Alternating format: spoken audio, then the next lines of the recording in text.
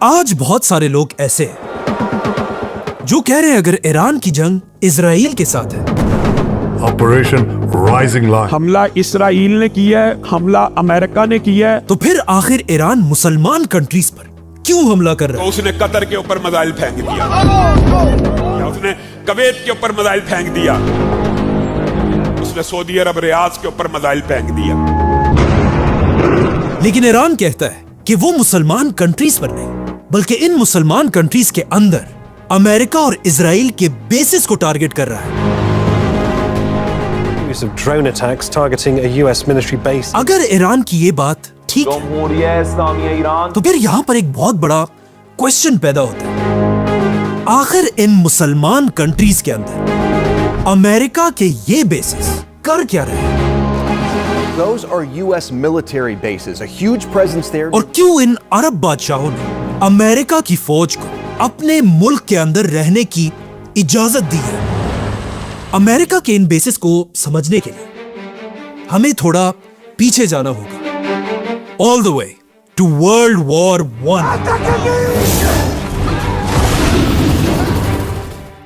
World war one मुसलमानों की तरफ से उनकी आखिरी सुपर पावर बहुत ही बहादुरी से लड़ रही थी, उस्मानिया खिलाफत। लेकिन बहुत बहादुरी से लड़ने के बाद भी वर्ल्ड वॉर वन में उस्मानिया खिलाफत हमेशा के लिए खत्म हो गई। उस्मानिया खिलाफत के टूटने की वजह से वो सारे इलाके जहां पर उस्मानिया खिलाफत की हुकूमत थी वो सब आहिस्ता आहिस्ता एक एक करके उस्मानिया खिलाफत के हाथ से निकलने लगे और उन सारे इलाकों को ब्रिटिश एम्पायर और उसके साथियों ने मुसलमानों से छीन लिया, जिसके बाद इस पूरे इलाके को ब्रिटिश एम्पायर ने कंट्रोल कर लिया। लेकिन ब्रिटिश एम्पायर को पहले दिन से अच्छी तरह पता था कि अरब के आम मुसलमान कभी भी किसी अंग्रेज को अपना लीडर नहीं मानेंगे। इसीलिए ब्रिटिश एम्पायर ने अब इन अरब कंट्रीज को अपने कंट्रोल में रखने के लिए एक बहुत ही जबरदस्त और सीक्रेट प्लान बनाया। ब्रिटिश एम्पायर ने अरब के बादशाहों से कहा कि आप ही इन सारे इलाकों के बादशाह रहेंगे, यहां के मुसलमानों के सारे फैसले आप करेंगे, यहां की सड़कें, ब्रिजेस और बिल्डिंग्स आप ही बनाएंगे, ताकि अरब के लोग आपको ही अपना असल बादशाह समझें। लेकिन असल में ऐसा नहीं होगा। तुम बादशाह सिर्फ सड़कें और बिल्डिंग्स ही बना सकोगे, लेकिन अरब दुनिया की सारी फौज और डिफेंस हमारे पास होगा। मतलब हमारी इजाजत के बगैर तुम बादशाहों की फौज कुछ नहीं कर पाएगी। It had its own king, it had its own navy, had its own army, but the British Empire was protecting it by occupying, controlling and extracting its resources. जिसके बाद पहली बार पूरी अरब दुनिया में ब्रिटिश एम्पायर ने अपनी फौज के बेसिस बनाए और हिस्ट्री में पहली बार अंग्रेजों की फौज आकर पूरी अरब दुनिया में फैल गई। यह ब्रिटिश एम्पायर का बहुत ही जबरदस्त प्लान था, क्योंकि मुसलमानों को लग रहा था कि उनका बादशाह एक मुसलमान और अरब है, लेकिन असल में ये सारे बादशाह बस पपेट्स थे और पूरी अरब दुनिया असल में ब्रिटिश एम्पायर के इन्हीं बेसिस से चलती थी। आने वाले कई सालों तक दुनिया इसी तरह चलती रही, लेकिन आखिर दुनिया में एक ऐसा वाकया हुआ जिससे ब्रिटिश एम्पायर आहिस्ता आहिस्ता हर तरफ टूटने लगा। World war to.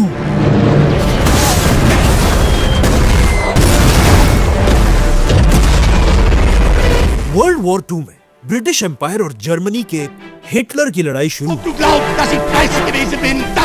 यह जंग ब्रिटिश एम्पायर जीत तो गई, लेकिन इस जंग में ब्रिटिश एम्पायर का इतना नुकसान हुआ कि आहिस्ता आहिस्ता ब्रिटिश एम्पायर टूटने लगा और ब्रिटिश एम्पायर के पास अब इतना पैसा था ही नहीं कि वो पूरी दुनिया में अपने फौज के बेसिस को मैनेज कर सके। इसीलिए आने वाले कई सालों में आहिस्ता आहिस्ता ब्रिटिश एम्पायर मुसलमान मुल्कों से अपनी फौजें निकालने लगी और आखिर कुछ ही सालों में पूरी अरब दुनिया ब्रिटिश एम्पायर की फौज से खाली हो गई। वर्ल्ड वॉर टू के बाद ब्रिटिश एम्पायर तो तबाह हो चुकी थी। लेकिन ब्रिटिश एम्पायर के बाद अब दुनिया में एक नई सुपर पावर आ चुकी थी, America. And we will make America great again. इसीलिए वर्ल्ड वॉर 2 खत्म होने से पहले ही अरब बादशाह अब ब्रिटिश एम्पायर को छोड़कर अमेरिका के साथ मीटिंग्स करना शुरू कर चुके थे। इसीलिए ब्रिटिश एम्पायर के टूटते ही अब ब्रिटिश एम्पायर की जगह अमेरिका की फौज आकर अरब मुल्कों में अपने बेसिस बनाने लगी। लेकिन ये बेसिस बहुत ही छोटे छोटे थे और सिर्फ अरब की ऑयल की हिफाजत के लिए थे। लेकिन पहले ही दिन से अमेरिका बिल्कुल ब्रिटिश एम्पायर की तरह अरब मुल्कों में अपने बड़े बड़े बेसिस बनाना चाहता था। और अमेरिका चाहता था कि जिस तरह इससे पहले ब्रिटिश एम्पायर अपने इन बेसिस से अरब के बादशाहों को अपने कंट्रोल में रखता था, अब उसी तरह अमेरिका अपने बड़े बड़े बेसिस बनाकर इन अरब बादशाहों को अपने कंट्रोल में रखे। लेकिन यह कोई आसान काम नहीं था, क्योंकि अब अमेरिका के सामने एक ऐसा बादशाह आ चुका था जो अमेरिका को ऐसा करने की इजाजत नहीं दे रहा था। और ऑफ कोर्स ये वही बादशाह था जिसका नाम हम इस चैनल पे बार बार लेते हैं, सऊदी अरब का बादशाह शाह फैसल। शाह फैसल ने आते ही सबसे पहले अमेरिका के छोटे छोटे बेसिस को सऊदी अरब से बाहर निकलने का हुक्म दिया, जो इससे पहले उसके बाप अब्दुल अजीज ने बनाए थे। शाह फैसल की पूरी बादशाहत में पूरी अरब दुनिया में सिर्फ एक अमेरिका के बेस के अलावा और कोई भी बेस नहीं था। लेकिन जैसे ही शाह फैसल को अचानक धोखे से शहीद कर दिया गया, शाह फैसल के बाद उसका भाई खालिद सऊदी अरब का बादशाह बना। शाह खालिद बिल्कुल भी अपने भाई की तरह नहीं था कि वो सुपर पावर अमेरिका के सामने खड़ा हो सके। इसीलिए अब शाह फैसल के जाने के बाद अमेरिका आसानी से अपने पुराने प्लान पर काम कर सकता था और सारे अरब कंट्रीज में अपने बेसिस बना सकता था। लेकिन हमेशा की तरह अब भी अमेरिका को एक ऐसे बहाने की जरूरत जिससे वो अरब दुनिया की तरफ अपनी फौज भेजे। और आखिर अमेरिका को यह बहाना मिल गया और अमेरिका के इस बहाने का नाम था सद्दाम हुसैन। जैसे ही सद्दाम हुसैन इराक का बादशाह बना, पहले तो वो अमेरिका और अरब के बादशाहों का बहुत क्लोज दोस्त था, बल्कि इन्हीं के कहने पर सद्दाम हुसैन ने आते ही ईरान के खुमैनी पर हमला कर दिया, जिसके बाद सद्दाम हुसैन ने अगले 8 साल तक ईरान के साथ एक बहुत ही खतरनाक जंग लड़ी। जंग के स्टार्टिंग में तो ऐसा लग रहा था कि सद्दाम हुसैन ये जंग जीत जाएगा, लेकिन जैसे जैसे जंग गर्म होती गई और आहिस्ता आहिस्ता सद्दाम हुसैन के पास ये जंग लड़ने के लिए पैसे खत्म होने लगे। इसीलिए अब सद्दाम हुसैन अपने आप को बचाने के लिए अपने इन अरब दोस्तों से बहुत सारा कर्जा लेने लगा। ये देखकर अरब बादशाहों ने भी सद्दाम हुसैन को खुशी से बिलियंस ऑफ डॉलर्स का कर्जा दिया। कहा जाता है ये कर्जा 60 बिलियन डॉलर्स था। लेकिन ये सारा पैसा लेने के बाद भी 8 साल के बाद सद्दाम हुसैन ये जंग बुरी तरह हार गया। जंग खत्म होने के बाद अरब बादशाहों ने सद्दाम हुसैन से कहा कि अब तो जंग खत्म हो चुकी है, तो अब अच्छे बच्चों की तरह हमारा सारा कर्जा हमें वापस दो।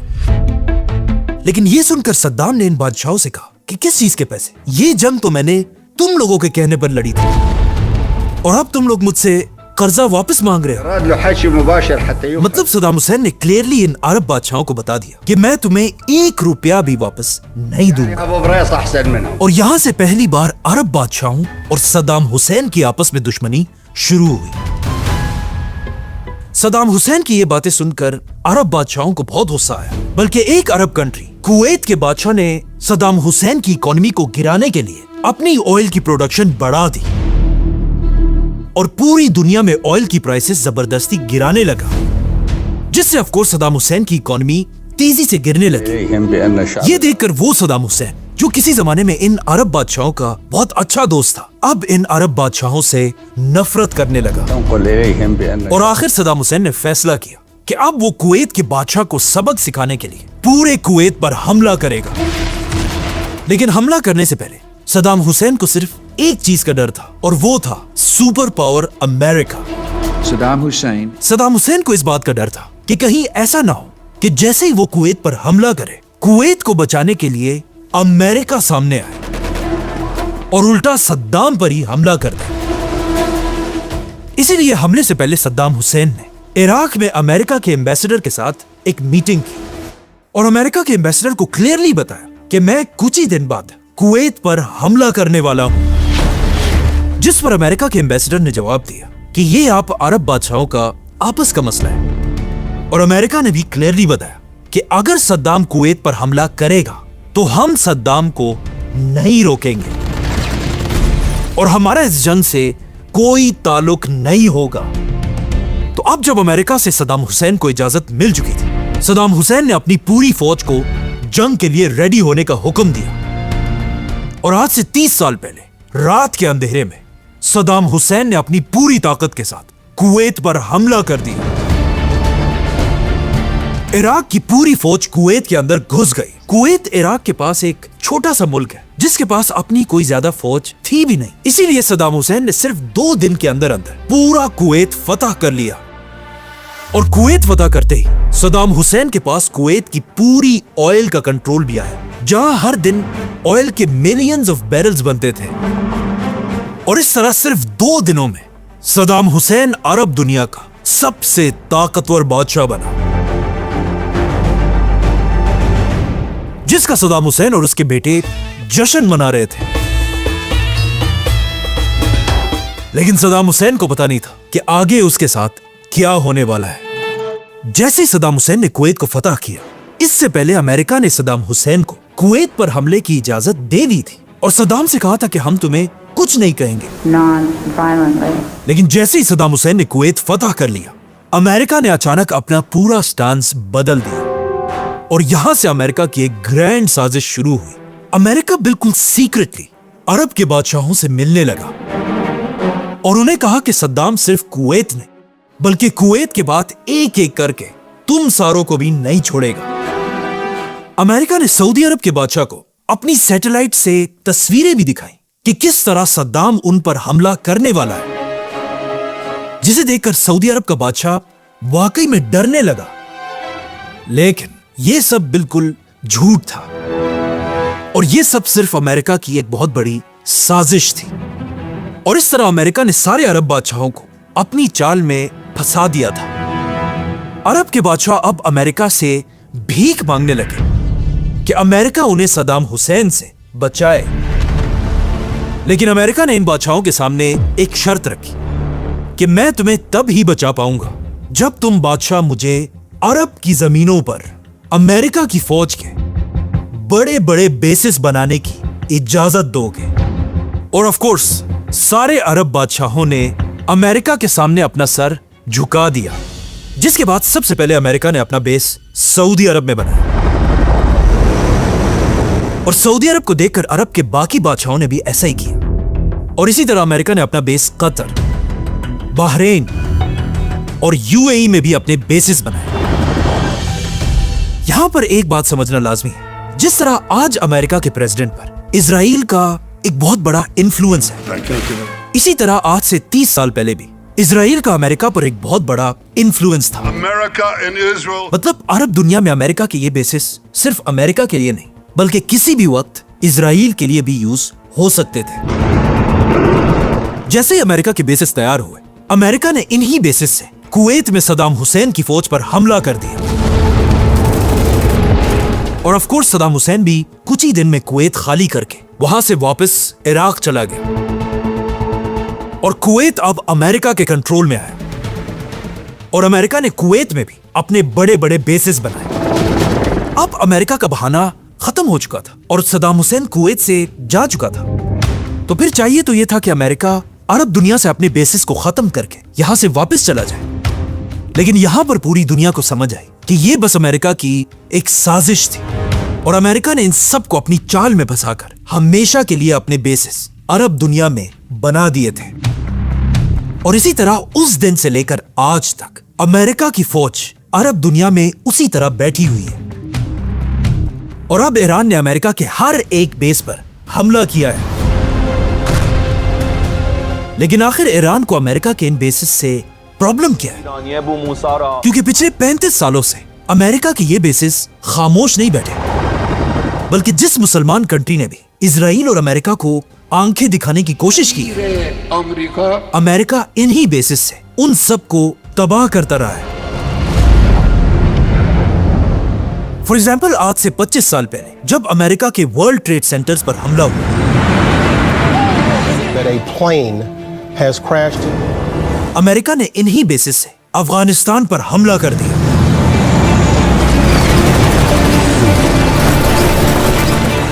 और अफगानिस्तान की गवर्नमेंट को वहां से हटाकर अमेरिका ने वहां भी अपना एक नया बड़ा बेस बनाया, बगराम एयरबेस। और अफगानिस्तान की 20 साल की जंग में अमेरिका इन्हीं बेसिस को यूज करता रहा। अफगानिस्तान के बाद अमेरिका ने अपना दूसरा हमला इराक के सद्दाम हुसैन पर किया। यह हमला भी अमेरिका ने अपने इन्हीं बेसिस से किया था। और फिर अपने इन्हीं बेसिस से अमेरिका ने पूरे इराक को तबाह कर दिया। इन्हीं बेसिस से अमेरिका सीरिया पर भी बमबारी करता रहा और इवन गद्दाफी को भी मारने में अमेरिका के इन बेसिस को कहीं ना कहीं यूज किया गया। और सिर्फ यही नहीं, बल्कि यही वो बेसिस है जिनसे अमेरिका हमेशा इजराइल को प्रोटेक्ट करता रहता है। फॉर एग्जाम्पल, आज से कुछ साल पहले जब इजराइल ने गजा पर हमला किया, यह देखकर यमन की गवर्नमेंट ने ऐलान किया कि आज के बाद इजराइल की तरफ जो भी कश्ती हमारे पास से गुजर कर जाएगी, हम उसे उड़ा देंगे। जिससे इजराइल की इकोनॉमी को एक बहुत बड़ा धचका भी मिला था। लेकिन अब जब इजराइल की इकोनॉमी खराब हो रही थी, अमेरिका के इन्हीं बेसिस से अमेरिका ने यमन पर 1000 मिसाइल फायर करके यमन को ऐसा करने से रोक दिया। और इस तरह अमेरिका ने इजराइल की इकोनॉमी को दोबारा ठीक किया। इन शॉर्ट, अरब दुनिया में अमेरिका के इन्हीं बेसिस ने पिछले 40 साल से पूरी मुसलमान दुनिया को गर्दन से पकड़ा हुआ है। और इन्हीं बेसिस की वजह से दुनिया में कोई भी मुसलमान कंट्री अमेरिका के सामने अपना सर नहीं उठा सकती। आखिर 40 साल बाद जब अमेरिका और इजराइल ने मिलकर ईरान पर हमला किया, The United States military began major combat operations in Iran. Iran पिछले 40 साल में पहला ऐसा इस्लामिक मुल्क बना जिसने अमेरिका के इन बेसिस पर हमले किए हैं। जैसे ही जंग शुरू हुई, कहा जाता है सबसे पहले हमलों में से एक अमेरिका ने दुबई के अल दफरा एयरबेस से ईरान पर किया था। इसी तरह कुवैत और बहरीन के बेसिस से भी ईरान पर हमले किए गए। इसीलिए ईरान ने भी इसके जवाब में अमेरिका के एक एयरबेस को टारगेट करके हमले किए। Military bases have been repeatedly attacked by Iran. सबसे पहले ईरान ने कुवैत में अमेरिका के बेस कैंप आरिफजान पर हमला किया। ये अरब दुनिया में अमेरिका का सबसे बड़ा वेयर हाउस था, जहां पर अमेरिका अपने ट्रक्स, टैंक्स और मिसाइल स्टोर किया करता था। और यहीं से अमेरिका के जहाजों और हेलीकॉप्टर्स पर मिसाइल फिट किए जाते थे। ईरान के हमलों के बाद सिर्फ कुछ लोगों के बजाय बाकी अमेरिका की पूरी फौज ये बेस खाली करके भाग गई और कुवैत के होटलों और बिल्डिंग्स में छुप गई। इसी तरह ईरान ने इराक में भी अमेरिका के बेसिस पर हमले किए और यहां पर ईरान ने अमेरिका का एक बहुत बड़ा रीफ्यूलिंग जेट तबाह कर दिया। तीसरा हमला ईरान ने कतर में अमेरिका के बेसिस पर किया और कतर में अमेरिका का यह बेस अमेरिका की फौज का सबसे बड़ा बेस था। और यहां पर ईरान के हमलों से अमेरिका का सबसे बड़ा रेडार सिस्टम तबाह हो गया, जिसकी कीमत $1 बिलियन से भी ज्यादा थी। इसके बाद ईरान ने सऊदी अरब के अमेरिका के बेस पर भी हमला किया और इस हमले में भी ईरान ने अमेरिका के 5 बड़े जहाजों को तबाह कर दिया। और आखिर ईरान ने यूएई में अमेरिका के बेस पर भी हमला किया और कहा जाता है ये वही बेस है जिससे अमेरिका ने ईरान में एक स्कूल पर हमला करके ऑलमोस्ट 200 बच्चियों को शहीद कर दिया था। ईरान ने ये हमले बहुत ही सोच समझकर किए थे, क्योंकि हमलों से पहले ईरान इन अमेरिका के बेसिस की तरफ 50 या 60 ड्रोन्स भेजता था और अमेरिका के बेसिस के डिफेंस सिस्टम इन ड्रोन्स को गिराने में बिजी हो जाते थे। और जब ये डिफेंस सिस्टम बिजी होता था, तब ईरान अपने हाइपरसोनिक मिसाइल से इन बेसिस पर हमला करता था। ये ऐसे मिसाइल्स हैं जो साउंड की स्पीड से भी तेज जाते हैं, लेकिन ईरान के इन सारे हमलों में एक बहुत बड़ा मसला था। ये सारे मिसाइल और ड्रोन सिर्फ अमेरिका के बेसिस पर नहीं, बल्कि अरब कंट्रीज के कुछ बिल्डिंग्स और होटलों पर भी लगे हैं, जिनमें से कुछ के लिए तो ईरान के प्रेसिडेंट ने माफी भी मांगी, लेकिन बाकियों के लिए ईरान ने कहा कि हमने ये हमले किए ही नहीं है। तो फिर क्वेश्चन ये कि आखिर कहां से अरब कंट्रीज में ये हमले हो रहे हैं? कहा जाता है कतर, सऊदी और यूएई में बहुत सारे इजराइल के ऐसे एजेंट्स पकड़े गए जो इन अरब कंट्रीज में धमाके कर गए। ये दिखाना चाहते हैं कि ये धमाके ईरान ने किए हैं। In Qatar and Saudi Arabia, authorities arrested Mossad agents planning on committing bombings in those countries. Now, that's weird. ताकि इजराइल एक बार फिर मुसलमानों में शिया सुन्नी वाली बातों को जिंदा करके मुसलमानों को आपस में लड़ा सके। इनके अलावा कुछ बिल्डिंग्स ऐसे भी हैं जिन्हें ईरान खुद टारगेट कर रहा है, और ईरान का कहना यह है कि इन बिल्डिंग्स में CIA और मोसाद ने अपने सीक्रेट ऑफिसेस बनाए हुए हैं, और अमेरिका के इन बेसिस पर इतने प्रिसाइज हमले करने से ईरान ने अमेरिका को भी हैरान कर दिया है। Nobody expected that. We were shocked. और अब ईरान के सुप्रीम लीडर आयतुल्लाह मुज्तबा खामेनाई ने भी ऐलान कर दिया कि जब तक अमेरिका के बेसिस इन मुसलमान कंट्रीज में रहेंगे, ये जंग इसी तरह चलती रहेगी। Israel wants to hurt Iran and Qatar and UAE and Saudi and Bahrain and Oman and Kuwait. And they've succeeded.